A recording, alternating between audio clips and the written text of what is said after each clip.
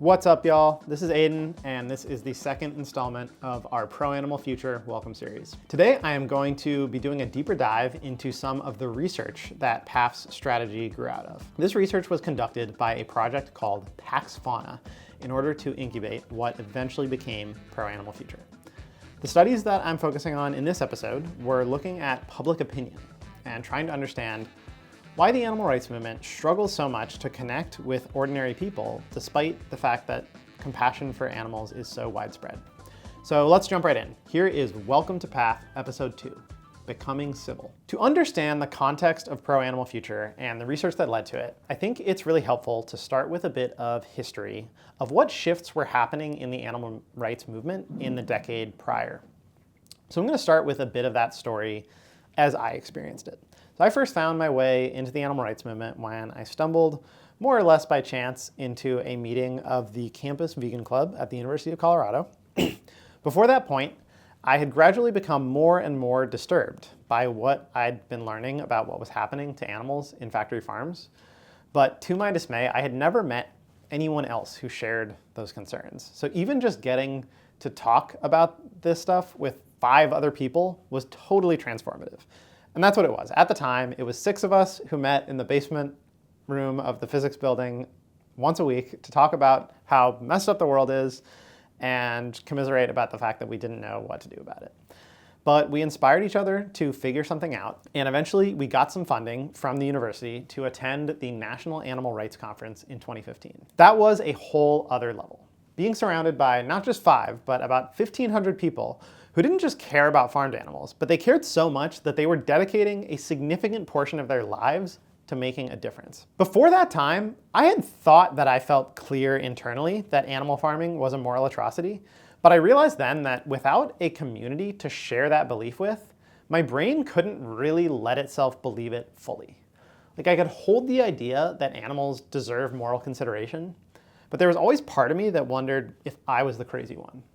I needed that social reinforcement from a group of peers to let my mind open up. And the experience was daunting because it was the first time I truly confronted the moral urgency of the issue, but it was also liberating. And it was the first time I felt any hope that we could actually change things. That was the moment that I learned there was such a thing as a movement for animals. And I knew then that I wanted to dedicate my life to it. But the highlight of the conference was the final talk that I saw. It was a presentation about this group called Direct Action Everywhere by this fella named Wayne Shung. At the time, I thought that DXE was doing the coolest stuff of anyone that I met at the conference. They were the only group whose actions seemed proportional to the extreme situation we are in. If you're not familiar with DXE, at the time they were known for doing these rowdy disruptions inside of restaurants, bringing attention to the bodies of the animals who were being served there as products. And I particularly liked the way that Wayne grounded his theory of change in historical evidence. But probably the most inspiring aspect was DXE's ambition. Wayne got up on stage at this conference and declared that we were going to achieve a complete end to animal exploiting industries in 40 years. Most of the other people at this conference thought that we would never accomplish more than minor welfare improvements, even in centuries. Now, obviously that was persuasive to me because here is a photo of me and Wayne getting arrested together at a factory farm a few years later. So I came back home from the conference and started organizing with the DXE chapter where I lived in Colorado. The first protest I organized sometime late 2015 with DXE had 6 people attend, and they were all just people I dragged along with me from university. But over the course of the next year, with some training and some help from mentors in DXE, and a lot of bumps along the way, the chapter grew to the point where we could get 60 people out to a protest, which felt amazing. But after that initial burst of growth, the size of our chapter stagnated. And for the next 2 or 3 years, when I was organizing the chapter in Colorado, we were unable to grow, and eventually participation started to decline. Now, through the lens of DXE's theory of change, this was a real problem. See, DXE's strategy was centered on trying to catalyze a mass movement for animals. We were looking at protests like Occupy Wall Street, trying to imitate that and ultimately to create a mass protest moment like that for animal rights. And it wasn't working. Our community of animal activists just was not large enough to make big changes using that theory of change, and we couldn't figure out how to make it grow any further than we already had. This meant that we were basically dead in the water. Our plan depended on being able to catalyze these Occupy-style mass protests, and we didn't seem to be getting any closer to that. It took me a few years to realize it, but it turned out that this wasn't just a Colorado problem or even just a DXE problem. It just happened that I had joined the movement during a period of explosive growth. The grassroots wing of the movement, in particular, had been revitalized in the 20-teens by a new wave of activism driven mainly by 3 decentralized activist networks: DXE, the Save Movement, and Anonymous for the Voiceless. Each of these organizations experienced a similar growth curve, a huge initial burst of growth that came along with tons of excitement about a bold new approach, followed by major organizational dysfunction and conflict as they all grew faster than they were prepared for. And before long, the membership waned. The immediate cause was usually some form of conflict or infighting, but more often than not, the root cause lurking beneath that was disillusionment, as change failed to materialize in the ways that people had hoped. This was the story of the movement in the 2010s. One source of this stagnation, specific to DXE, had to do with our messaging. So one of the founding principles of DXE was that the animal rights movement needed to shift away from focusing on individual diet change and towards systemic change. DXE members shared a belief that not only was asking people to go vegetarian and vegan not a very good way to make friends and build alliances, but that even if people did change their diet, it just actually wasn't very impactful. As we saw it, the environmental movement had gone through a similar transition a few years previously, where an earlier generation of environmentalism had focused on individuals' responsibility to recycle and take shorter showers. As the movement matured, it came to focus less on policing individual consumers and much more on what activists called systemic change. DXE wanted to catalyze the same shift in the animal rights movement. But after 5 years or so, it seemed clear to me that we had run into serious headwinds. At holiday dinners with our families and in social media comment sections, people were responding to us exactly the same as if we'd been telling them to go vegan. Turned out that simply changing our banners to say "Animal Liberation Now" instead of "Go Vegan" wasn't working. When the COVID pandemic arrived to close out the decade, the animal rights movement went into hibernation. But the truth is, COVID merely accelerated a trend that had already been in progress. Grassroots animal activism had been declining across the board. As the pandemic dragged on and we all started to realize that this thing was going to take years instead of weeks, it also became clear that whatever animal rights movement emerged out of the pandemic was going to be new and different. So ultimately, myself and some of my DXE colleagues decided to step back temporarily from public-facing activism and see if we could figure out what had been holding us back all this time. We were focused on 2 questions. First, what is stopping the animal movement from scaling up? How can we bring in more people to make change for animals? And second, if we can't figure out how to scale up, is there a way that we can make a bigger impact with the people we have? These were the same questions we'd been asking for years inside DXE, but we'd been coming up short, and we decided we needed to expand our search. We also had a hunch that the second question about making a bigger impact had to do with messaging, and with this pivot from individual change to systemic change that DXE had started to do, but that felt incomplete. So we started Pax Fauna to conduct original research on precisely these questions. After 2 years of research, I definitely think we've found some solutions to the growth issues I experienced with DXE Colorado almost a decade ago. And I'll put a link in the show notes to some of that research. But more importantly, and what I'll be focusing on today, I think we've made those problems irrelevant.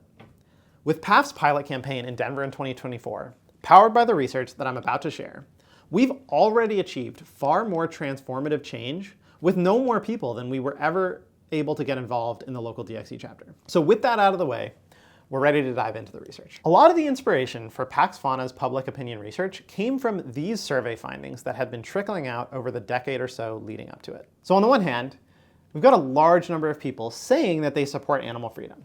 Saw survey data that said as many as 32% of people think animals should have the same rights as humans to be protected from harm and exploitation. That's a pretty radical statement. 36 to 48% saying they'd support a total ban on slaughterhouses. 33% a total ban on all animal farming. And these are really high numbers. Thing is, on the other hand, the same respondents aren't willing to extend that to cover their personal consumer choices. So 97% in the same samples agree eating animals is a personal choice and no one should tell me what they think I should do. And there's been no apparent real increase in rates of vegetarianism this century. For a lot of activists, when we first encounter this data, it's pretty frustrating. Like, it just makes you want to grab someone by the shoulders, give them a good shake, and scream, "How do you not see the contradiction here?" That was definitely my reaction. But as frustrating as it is on an individual level, at the level of movement strategy, it definitely seems to support the kind of strategy that DXE was advocating for, with pivoting away from individual change.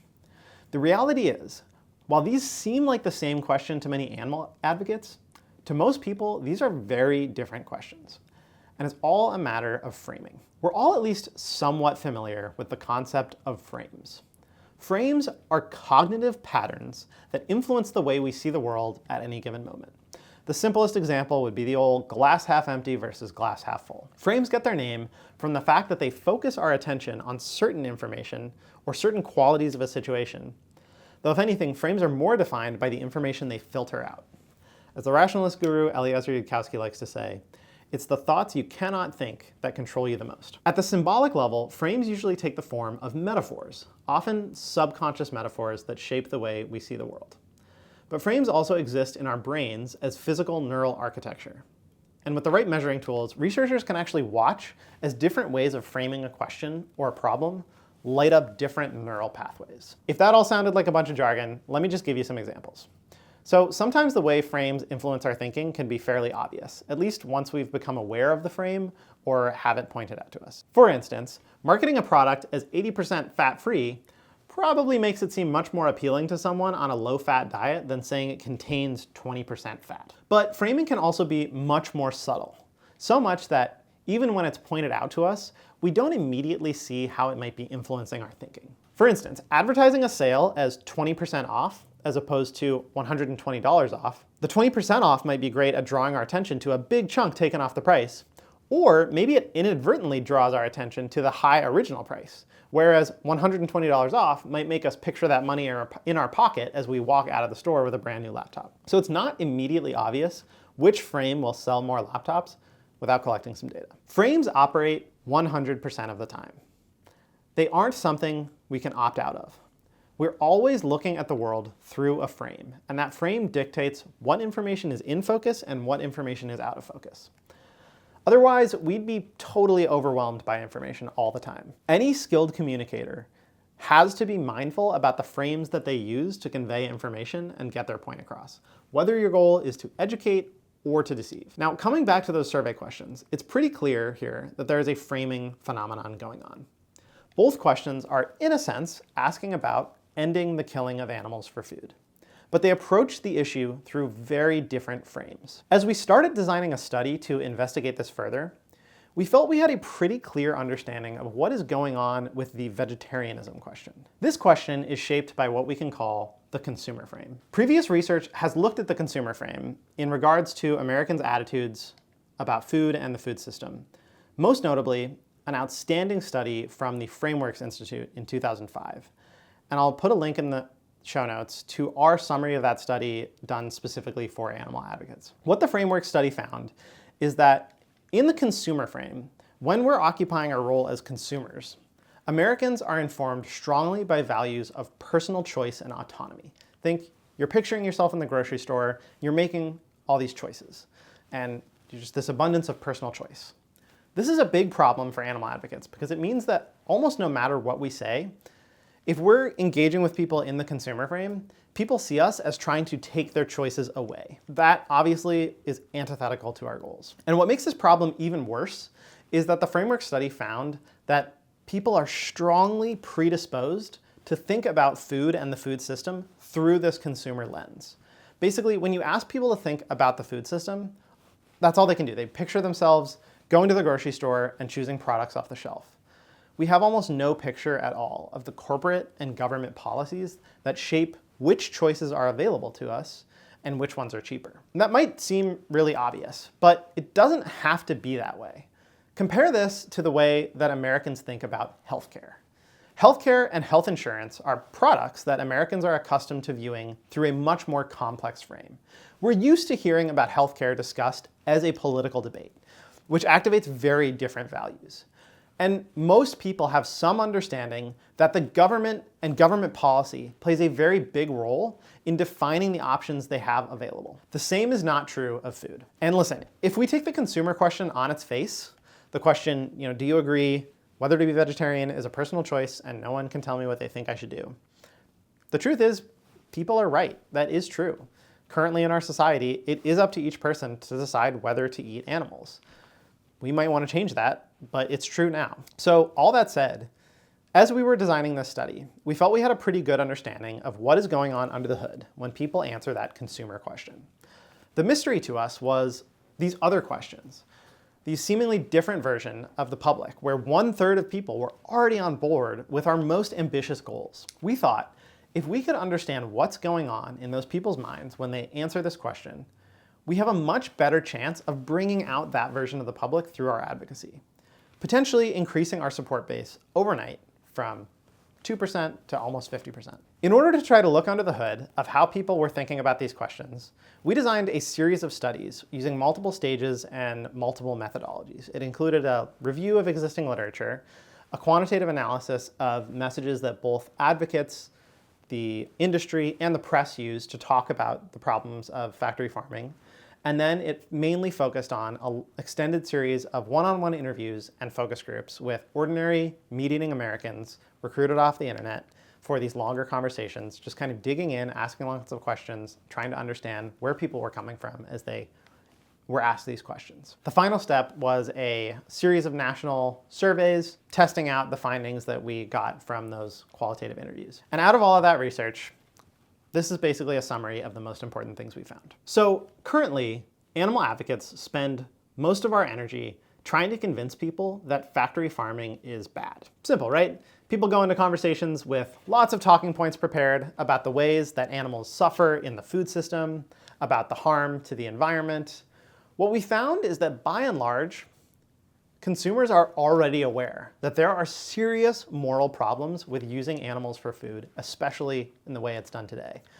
And while there's always room for more education and more information among the public, at a fundamental level, lack of information is not the thing holding people back from aligning themselves more with the animal advocacy movement. Instead, we noticed some consistent patterns that made it clear how people are practiced in actively avoiding thinking about the moral implications of factory farming. In conversation after conversation, we watched as people moved through the same kinds of layers and questions and objections. I came to think of it like boring down through layers of rock, starting on the surface and moving deeper and deeper into a habitual thought pattern that people have built up to protect themselves from seeing the truth. So let's talk through some of those layers. The first layer is avoidance. Basically, most people are aware of the ethical problems and they actively work to avoid thinking about them. You would be amazed how many people will openly admit that they try not to think about it when buying meat. Those exact words, I heard them dozens of times from participants in the study. I try not to think about what happens to animals when I'm shopping for meat. But if you demonstrate a non-judgmental attitude, just as many people are willing to kind of suspend that avoidance and go ahead and engage with the question. So that takes us to the second layer, which I'll call dissonance. In this layer, people struggle with their deeply conflicted feelings about this situation. On one hand, they're very troubled by what happens to animals used for food. Most of them have seen footage, factory farms and slaughterhouses, and they find it horrible. On the other hand, they're strongly attached to meat and meat products, and eating animals is the only thing that they've ever known. They have all kinds of warm memories of growing up and recipes their grandmas made. It's really hard for them to imagine moving away from that. People only dwell in that discomfort for so long before they start looking for some kind of way out, some kind of way to resolve it. That's where the third layer comes in, which we can call justifications or rationalizations.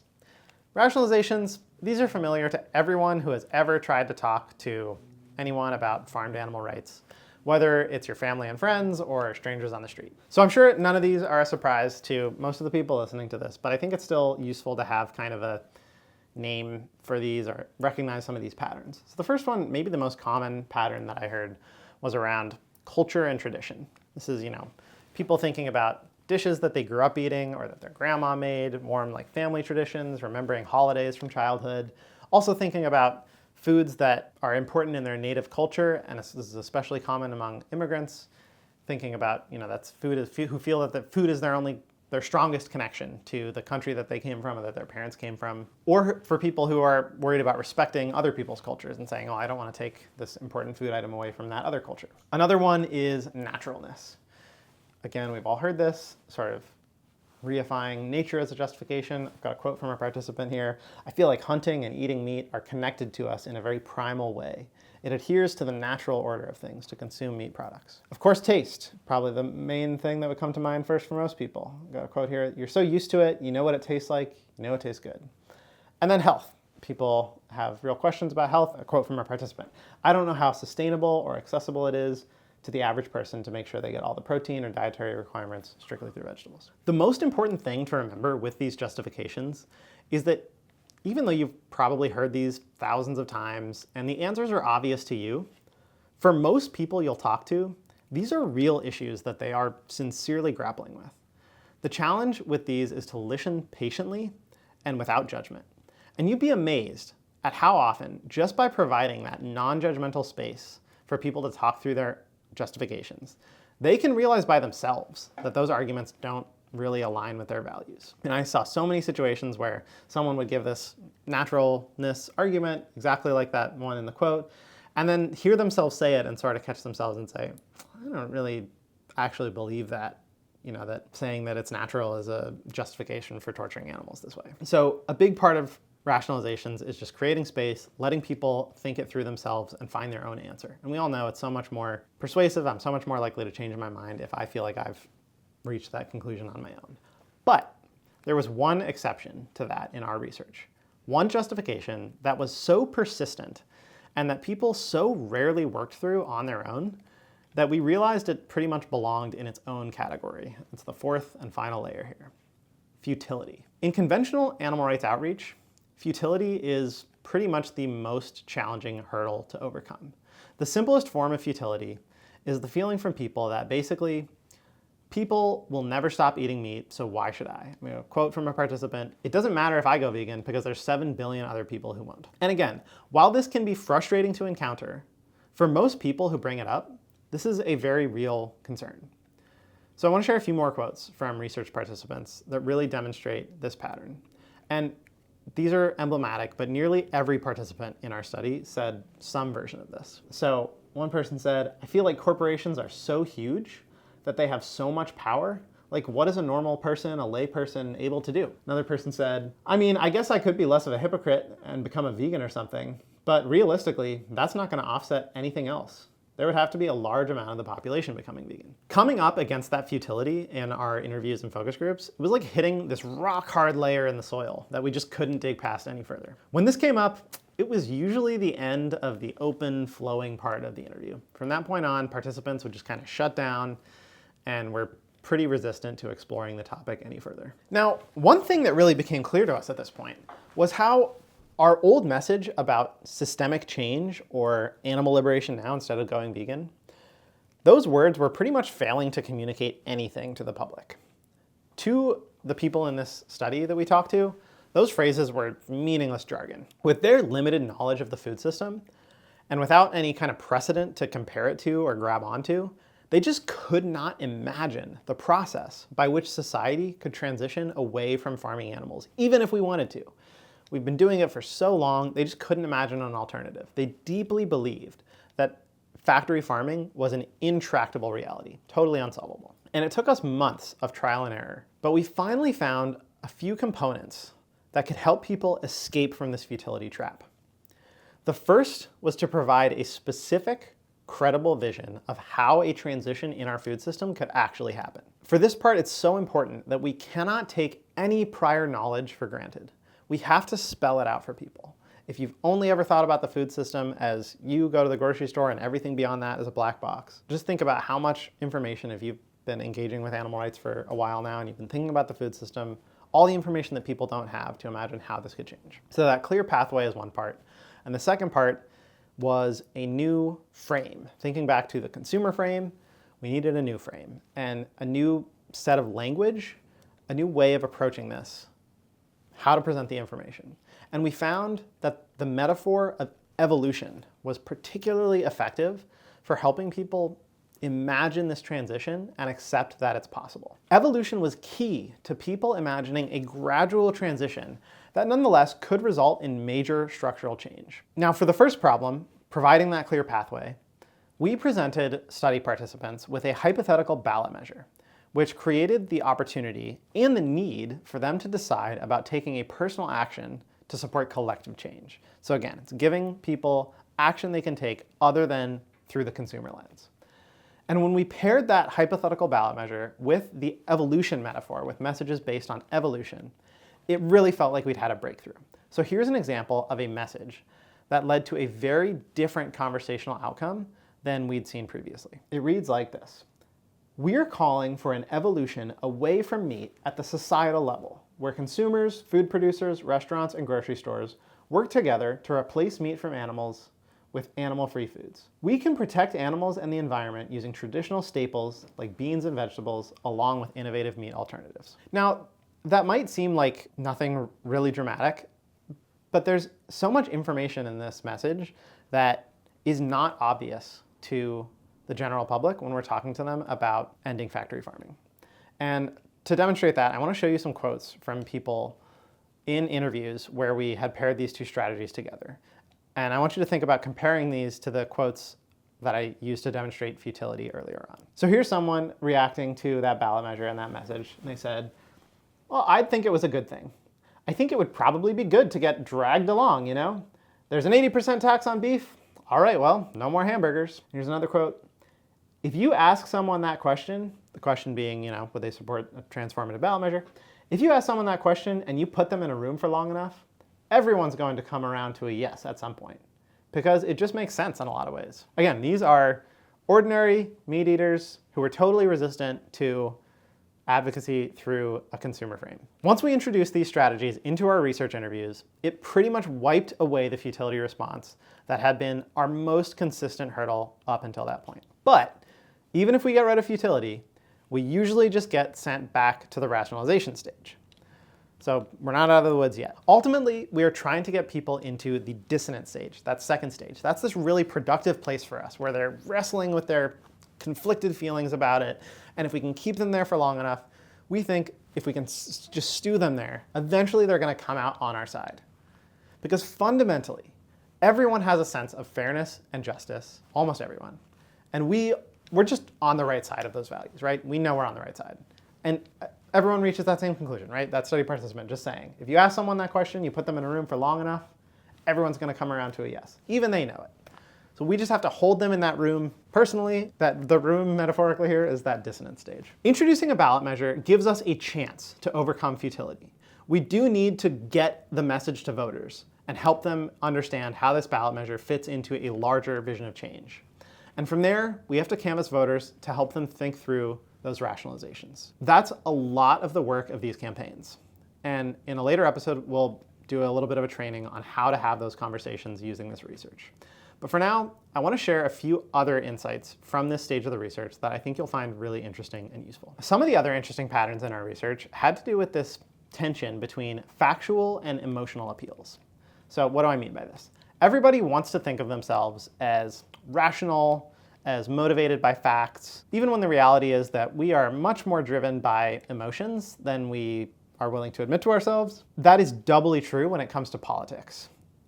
And it's triply true when it comes to animal rights. So this sets up a bit of a minefield for activists because people want to be factual, but actually they're processing things emotionally. So taking a look at the facts side of the spectrum first. One of the most common things that we heard in interviews and focus groups was some variation on the theme, stop trying to manipulate my emotions, just give me the facts. I want to hear the facts and make an informed decision. But as soon as you offer facts, the same people throw up all kinds of defenses and reasons not to trust those facts. And as frustrating as that is, I have to be a little bit sympathetic to that because the reality is we are all swimming in just this sea of false facts all the time. I mean, I'm sure we've all had the experience of this week, there's a new study out that says, coffee is the best thing you can drink and it's going to save your life. And the next week, coffee is killing you and what are you supposed to do? That's an example that doesn't even introduce any kind of moral tension, which only makes this much more complicated. So how can we help people navigate this sea of misinformation and conflicting facts and know what to trust? Here's how to think about facts in your message. Simple truth, facts supercharge your message as an animal advocate by making you more authoritative. There's no question about that. Based on this research, we highly recommend that you include facts in any message in order to establish that authority. Think of facts as like a decoration that you add to your message to give it that air of authority. The facts themselves are not going to be the thing that actually moves people, but they definitely can make people more willing to listen to you if you can demonstrate that you have your facts in order. So there's a few things you can do to get the most out of that effect. Tip number one, include a numerical fact in your message as often as possible. That numerical data point really sends the sort of underlying message, I've done my research, I know what I'm talking about, makes people more willing to trust you. The second tip here is that the best types of numbers, best types of numerical facts, is not just something about meat, or it's something that compares meat to alternatives. So that's one of these kind of strategies people have built up to screen out fake information, is knowing, okay, well maybe you say meat has this many carbon emissions, but maybe the alternative is just as bad. So the best numbers already include that comparison, says the alternative is this much better than the existing option. Tip number three is to include a citation. If you can convey a link and say, oh, it comes from this study, it just gives you that credibility, people take you seriously. And the fourth tip on what I was just saying is do not exaggerate. There's no need to exaggerate the number. If there's a range of numbers, for instance, what percentage of carbon emissions worldwide come from animal agriculture, there's a wide range of numbers that are possible. From a messaging standpoint, highly recommend that you go with the low end of that range. The reason being, people aren't expert enough to know one number versus another number, how concerned they should be about that. 14% of emissions coming from animal agriculture is plenty to convince people that this is a serious problem. If we go on the high side of that, it undermines our credibility. It makes people think we're manipulating the data. So just trust that having that number, having that citation is going to make your point effectively, even if you use the low end of the numbers. So use a numerical citation, ideally one about the comparison between animal agriculture and not doing animal agriculture. Don't exaggerate and cite your facts. And if we're doing our job correctly, you will notice each of these principles in PAF's messaging when we are running ads to voters during a ballot initiative campaign. Okay, so we've talked about facts and established the notion that facts are really useful to give you more credibility as a messenger. But here's the key, facts alone do not do the trick. People are moved by emotional appeals. Some emotion is needed to get anybody's attention. And the reality is violence against animals that happens in factory farms and slaughterhouses, this is an inherently emotional issue. It's a moral issue. It's not an issue about numbers. And one of the main challenges that we saw in our focus groups is that animal advocates, because of that, because of how emotional the subject matter actually is, and because of how defensive people are about it, they are inclined to see animal advocates as overly emotional. So not only are advocates seen as unserious because of our emotional appeals, but people often reacted to these emotional appeals as being manipulative. They would say, again, like, you're trying to manipulate my emotions, and they'd really react against it. We were never even showing slaughter footage in any of our interviews, but people would bring it up saying, oh, another time they'd seen slaughter footage on social media, and they'd criticize whoever shared it or posted it, saying that's emotionally manipulative. So how are we supposed to talk about the mass suffering of animals without emotions? Well, you've guessed by now, the answer is we're not supposed to do that. We definitely are going to talk about emotions. There's a central place for emotional appeals in our message, but we need to anticipate this kind of anti-emotionality objection, and we need strategies to open people up to the emotional side of this issue. So the first strategy I'll give you on the emotions front is to leave room for the listener to fill in the blanks themselves. So rather than saying, this is what happens in factory farms and it's a moral atrocity, you can say, tone it down a little bit, describe what happens, and then use more questions. Ask, like, what do you think of that? Do you think does that align with your values? Let them fill in the blanks. Again, people reaching their own answers and realizing their own emotions on the issue. If you're watching the video, this is a slide that shows an example of the message format we were testing in our focus group. So we would show people a slide like this, and this was one of them, and get their reactions to it. And if you're just listening, what the message on the slide is, whatever the industry might claim, I don't think anybody with a heart in their chest can watch the videos from slaughterhouses and not feel disgusted. Animals deserve freedom from slaughter. We focus on our freedom, but what about theirs? So this is obviously a very emotional message, and it's talking about disgust. This is on the strong side. It's emotionally assertive, but just as simple by ending with that question. We focus on our freedom, but what about theirs? An earlier version of this message did not have the question in there. People kind of reacted defensively to it. And when we modified it and just included that question, it's amazing how much just that softened people up. So I'm sure you've seen already in lots of outreach styles, a big focus on kind of Socratic method and asking questions. Huge evidence in favor of that. The second tip I'll give you on emotions is, when possible, to let pictures do the talking. So rather than using strong words and lots of adverbs and adjectives to kind of dial up your language, just be descriptive and let the picture speak for itself. We've all heard, picture's worth 1,000 words. That said, caveat here is that even images can be seen as manipulative. That if that image or that video is like at the moment of slaughter, the most violent thing possible, people tend to react pretty negatively to that. So what we found is that the kind of balance to strike here, the most effective photos we found, one is images of happy animals, and people are so much more willing to look at an animal in the eyes and connect with them emotionally and ask, do I think that this animal should be sent to be killed? So we've got an example on the slide of this adorable little calf with his tongue sticking out, and just we would attach a quote to this as if the calf was saying it, saying, I don't want to die. Super effective. And the other image on the slide is what we'd call post-slaughter images. So it's animals' bodies. Part of the way they're after slaughter, it's not the moment that people can't bear to look at, but they're about halfway between being an animal on the slaughter line and being a meat product packaged for sale in the store. And that kind of missing link between that finished product and the living animal is a huge linchpin in the industry's ability to kind of keep people passive and avoiding thinking about it, right? Going back to people saying, I try not to think about it. This midway point photos of, like, the image here is turkeys' bodies, the feathers have been removed, but the wings and legs and neck are all still attached, and there's, blood visible. It's just that halfway point that shatters our ability to not think about that connection, right? It forces that reminder.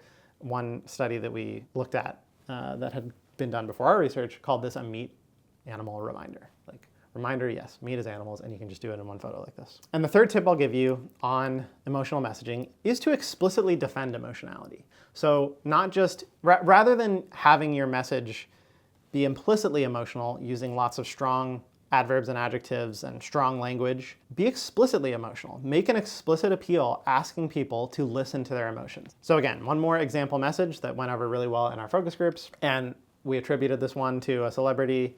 This is not a real quote. This was just for the sake of the study. I'm sure James Cromwell would say this though, because he's a great vegan activist. If you have an emotional reaction to seeing footage of animals suffering inside a slaughterhouse, that's a good sign that you're a human being. Feeling anguish about what these animals go through, that's useful information. We should listen to that. And again, measure 300 was if you're looking at the slide, that was the hypothetical measure we were presenting to people. So again, strategies for emotional appeal here. Leave room for the listener, ask more questions rather than asserting your own truth. Rely on pictures to do the talking, but you don't need to use the most graphic pictures. Trust that people are moved by pictures of animals on sanctuaries, or if you need to push people a little more, these post-slaughter images reminding them that yes, that product in the store is literally part of an animal's body.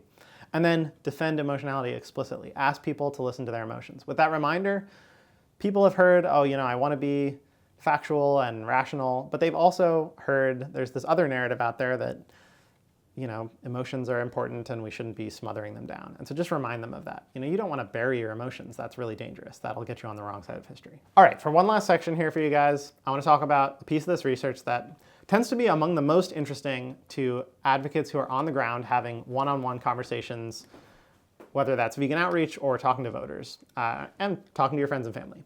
So there's this age-old question of whether, when we're talking to people about factory farming, whether we should focus about the impacts on animals or the impacts on the environment or on people's personal health. And to some extent, the ideal answer is to find out what the person we're talking to cares about, to test different things out and see what resonates with them, or to talk about all three if we have time. But those aren't always possible, especially when we're thinking about a messaging strategy for a campaign, if we're doing ads for a ballot measure, or if we just don't have much time with people. So we looked into this and here's what we found. Taking a look first at the health arguments, you've probably heard someone claim that if you want to change the way people relate to eating animals, you should appeal to their personal interests, like their own benefit, by focusing on health. And the person telling you this may or may not have been an animal advocate, but it matches up with a lot of our intuitions. In most situations, people kind of seem pretty selfish. So we can try to use that to get them to change. And it's true that in surveys,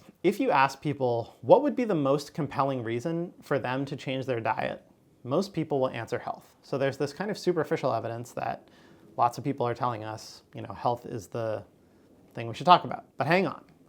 If we look a bit closer at this survey data, what we find is that the people who are giving the answer that health would be most persuasive, those people actually indicate that all of the reasons are not persuasive to them, and health is just the least unpersuasive. So sorry for that double negative, but the point is that the people who are telling us that they aren't moved by our message are saying, yeah, sure, health is the top reason, but look, I'm not going to change. Health arguments have a very shallow appeal. And as we'll see in a moment, there's actually reason to think that people are underestimating the extent to which other arguments affect them. First though, another concern with health is that it really triggers the kind of individualistic thinking that we've talked about as being associated with the consumer frame. Again, Americans are strongly inclined to view poor health as a consequence of poor personal choices. And in survey after survey, Americans are very resistant to policy-level interventions to improve on people's health, reacting to it as a form of nanny state overreach. That's exactly what you're going to hear. So health arguments can even be counterproductive if we're trying to get voters to support a policy. All right, so moving on to environmental appeals, they're more promising, but they do still run into limitations. So to start, the average American is still largely uninformed about the link between animal agriculture and climate change. So there's an opportunity to build support for our cause through education, but it's difficult to try to do this education in the midst of a campaign. Honestly, it's difficult to do it ever if you have only a limited amount of time to talk to someone. Again, thinking back to the fact that people are kind of skeptical of facts that they're hearing from a stranger on the street because they've heard so many different facts from so many different people. And even if that weren't the case, when push comes to shove, climate change still feels abstract to most Americans. It doesn't feel like something that we're highly motivated to act on right now. In fact, environmental concerns in general have a pretty poor track record of motivating consumer or voter action. Environmental concerns have been familiar talking points in politics for decades now, and they really have not had the effect of influencing politicians or influencing voters. Environmental ballot measures have a worse track record on the ballot than farmed animal welfare measures. Only a small number of consumers are willing to accept even minor inconveniences to protect the planet. Overall, the currently available research, including our own, suggests that animal suffering is still the most compelling argument for the greatest number of people when it comes to ending factory farming. It's true that people initially report low concern for farmed animals in shallow research formats like a survey.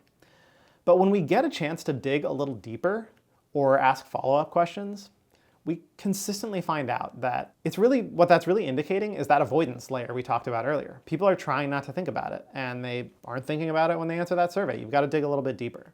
Talking about animal suffering generates a lot of discomfort for people. And as we've seen, that discomfort can be a productive opportunity for people to realize the ways that their actions and values are misaligned. So altogether, if you're talking to people about factory farming, 9 times out of 10, the research says you should be focused on what happens to animals, the suffering that animals endure. And hey, look, that's great news because that's what we're really here to address. All right, the last little tip I want to send you guys with before we wrap it up here is please, please, please, when you are talking to voters, your family members, whoever, avoid any kind of jargon, any kind of fancy technical terms that people haven't heard about before. Really pay attention to what is all the stuff that I've learned since I got involved in this that most people probably don't know.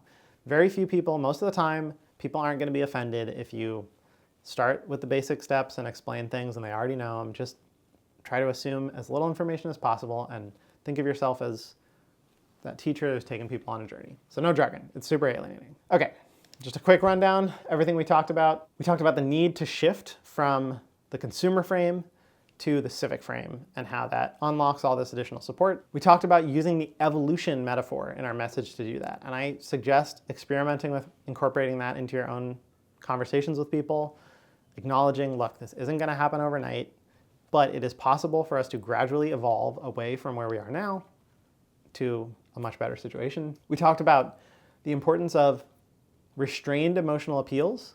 Fundamentally, this is an emotional topic. We need emotional messages, but we need to present those in a way that doesn't feel manipulative to people. So these ingredients for a good message, you've got the evolution metaphor. It's an emotional conversation, but you've got a non-exaggerated numerical fact with a citation. Thanks, guys. That's all for episode 2. In the next segment, we are going to go into depth on the different stages of a PAF campaign so that you know what to expect at each different time and you know how to make the best use of your time as an activist. Till then, forward together.